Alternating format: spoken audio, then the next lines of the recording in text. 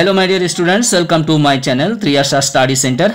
Friends, তোমরা যারা দ্বাদশ শ্রেণীতে পড়ছো 2025 উচ্চ মাধ্যমিক পরীক্ষা দিতে চলেছো, আজকে তোমাদের কাছেও একটি ইম্পর্টেন্ট ভিডিও যেটি হলো রাষ্ট্রবিজ্ঞান অর্থাৎ পলিটিক্যাল সায়েন্স। আমি কয়েকদিন ভিডিও ছাড়তে পারিনি কারণ আমি একটু বাইরে ছিলাম, অর্থাৎ ট্যুরে গেছিলাম, যার জন্য আমি 5 দিন ভিডিও ছাড়তে পারিনি। আজকের তোমাদের আমি পোস্টে পাঠিয়েছিলাম যে মঙ্গলবার অর্থাৎ আজকের তোমাদের পলিটিক্যাল সায়েন্সের 8 মার্কসের যে প্রশ্ন আছে, এই 8 নাম্বার মানের প্রশ্নগুলির একেবারে লাস্ট মিনিট সাজেশন দিয়ে দেবো। সেই মতো আমি আজকের তোমাদের কাছে লাস্ট মিনিট সাজেশনটা ছাড়ছি। 8 নাম্বার মানের প্রশ্ন, তোমরা এই প্রশ্নগুলি তোমরা খুব ভালো করে তৈরি করবে। 1 থেকে 9টি প্রশ্ন প্রথমে দেখে নাও। এই যে 1 থেকে শুরু করে এই যে 9টি প্রশ্ন, 8 নাম্বার 9 নাম্বার, এই 9টি প্রশ্ন তোমাদের একেবারে ফার্স্ট চান্স দিয়েছি, প্রথম সুযোগ, প্রথম পর্যায়ের এই প্রশ্নগুলি তোমাদের আসার সম্ভাবনা প্রবল। আশা করি এই 9টি প্রশ্নের মধ্যে থেকে তোমরা 5টি প্রশ্ন একেবারে কমন পেয়েই যাবে। এছাড়াও তোমাদের দ্বিতীয় পর্যায়ে কয়েকটি প্রশ্ন রেখেছি।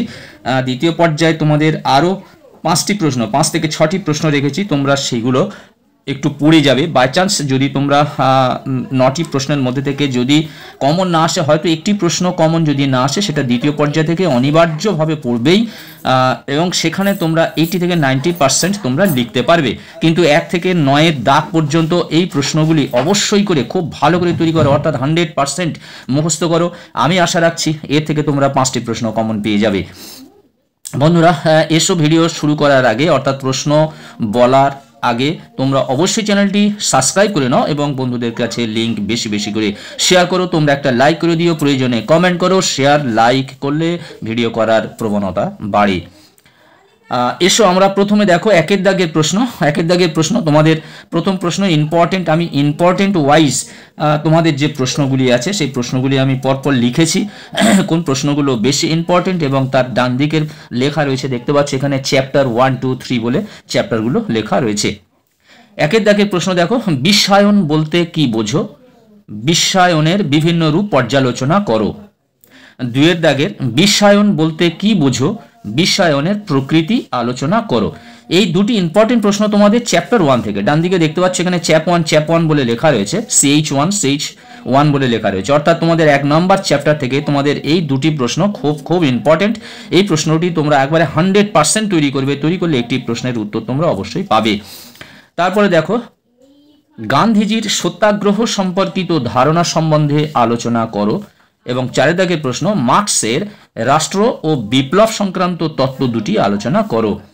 গান্ধীজি সত্যাগ্রহ সম্পর্কিত ধারণা সম্বন্ধে আলোচনা করো এবং মার্কসের রাষ্ট্র ও বিপ্লব, এখানে দেখতে পাচ্ছ যে দুটি রয়েছে, একটি বিপ্লব সংক্রান্ত তত্ত্ব, একটি রাষ্ট্র সংক্রান্ত তত্ত্ব। তোমাদের পরীক্ষাতে হয়তো যে কোনো একটা তত্ত্ব আলোচনা করতে বলবে, তাহলে যদি রাষ্ট্র সম্পর্কে তত্ত্বটি আলোচনা করতে বলে তাহলে তোমাদের রাষ্ট্র সম্পর্কে নিখুঁতভাবে সুন্দরভাবে পয়েন্ট করে লিখতে হবে। আর যদি দুটি বলে তাহলে এটা একটু সংক্ষেপ করতে হবে এবং বিপ্লব একটু সংক্ষেপ করতে হবে। এই দুটি তত্ত্ব থেকে একটু সংক্ষিপ্তভাবে তোমরা তত্ত্ব দুটি আলোচনা করবে। এই দুটো কোথা থেকে আছে? এই দুটো চ্যাপ্টার 5 থেকে, এই দুটি প্রশ্ন চ্যাপ্টার 5 থেকে আমি একেবারে 100% ইম্পর্টেন্ট রেখে দিয়েছি। তারপরে দেখো 5-এর দাগের প্রশ্ন। 5-এর দাগের প্রশ্ন তোমাদের চ্যাপ্টার 7 থেকে ইম্পর্টেন্ট, যে সব থেকে বেশি ইম্পর্টেন্ট প্রশ্ন হলো ভারতের রাষ্ট্রপতির ক্ষমতা ও পদমর্যাদা আলোচনা করো। ভারতের রাষ্ট্রপতির ক্ষমতা পদমর্যাদা আলোচনা করো, এটি দেখতে পাচ্ছ চ্যাপ্টার 7। এর থেকে 100% শিওর প্রশ্নটি আমি চ্যাপ্টার 7 থেকে একটি মাত্র প্রশ্ন রেখেছি।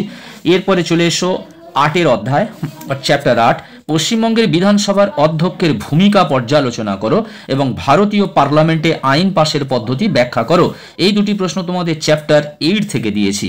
পশ্চিমবঙ্গের বিধানসভার অধ্যক্ষের ভূমিকা পর্যালোচনা করো এবং 7-এর দাগের প্রশ্ন, ভারতীয় পার্লামেন্টে আইন পাশের পদ্ধতি ব্যাখ্যা করো। এই দুটি প্রশ্ন তোমাদের চ্যাপ্টার 8 থেকে দিয়েছি। এই চ্যাপ্টার 8 থেকে এই দুটি প্রশ্নের মধ্যে একটি প্রশ্ন অবশ্যই করে আসবে।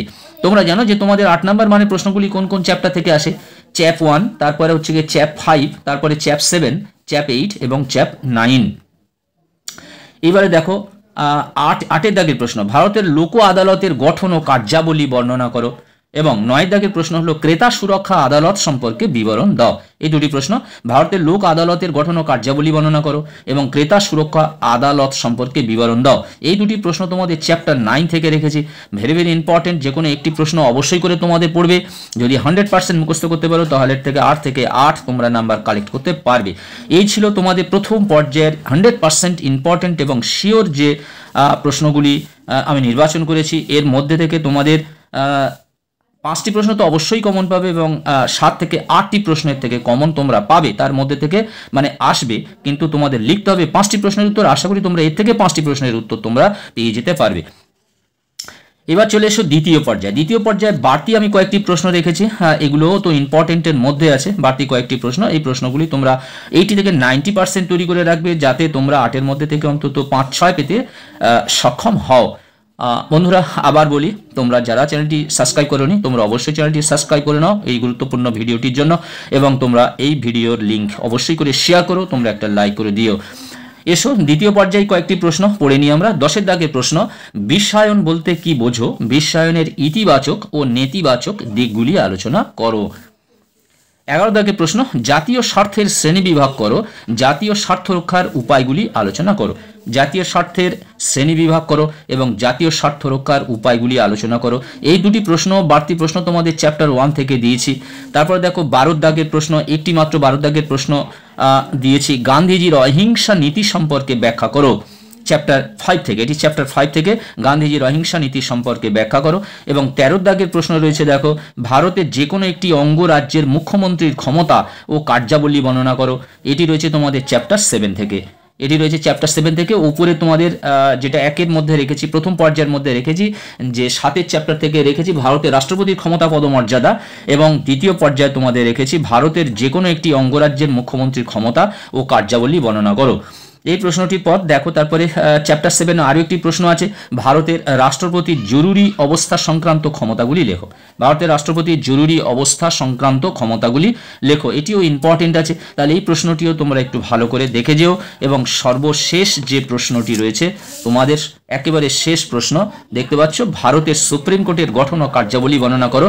এই প্রশ্নটি 2023 সালে তোমাদের পড়ে গেছিল, সুপ্রিম কোর্টের গঠন ও কার্যাবলী, এবং 2024 সালে তোমাদের হাইকোর্টের গঠন ও কার্যাবলী পড়ে গেছিল। ফলে হাইকোর্ট সম্পর্কে তোমাদের কোনো প্রশ্ন আর আসবে না, এবং সুপ্রিম কোর্টটা 23 সালে পড়ে গেছিল, কিন্তু লোক আদালত এবং ক্রেতা সুরক্ষা আইন এটি তোমাদের 22-এর ওপার থেকে তোমাদের পড়েছে। ফলে ওই দুটি থেকে একটি প্রশ্ন তোমাদের 2025 সালে আসার সম্ভাবনা 100%। সেই জন্য আমি ভারতের সুপ্রিম কোর্টের গঠন ও কার্যাবলী বর্ণনা করো এই প্রশ্নটি একেবারে শেষে রেখেছি, তোমরা একটু ভালো করে দেখে যেও। বলা যায় না তো আবার 1 বছর পর একটি প্রশ্ন রিপিট হতে পারে, সেই জন্য আমি এই প্রশ্নটা রেখেছি। বন্ধুরা তাহলে আজকের মতো এই ভিডিওটি রইল তোমাদের রাষ্ট্রবিজ্ঞানের 8 মার্কসের কোশ্চেন। এরপরে আমি চেষ্টা করব কালকে আমি তোমাদের রাষ্ট্রবিজ্ঞানের এসএ কিউগুলোর ফাইনাল লাস্ট মিনিট সাজেশনটা দিতে। তোমরা অবশ্যই চ্যানেলটি সাবস্ক্রাইব করে নাও, বন্ধুদেরকে লিঙ্ক বেশি করে শেয়ার করো, তোমরা একটা লাইক করে দিও। তোমরা সবাই ভালো থাকবে, সুস্থ থাকবে। আবার কথা হবে নেক্সট ভিডিওতে। সকলকে অসংখ্য অসংখ্য ধন্যবাদ।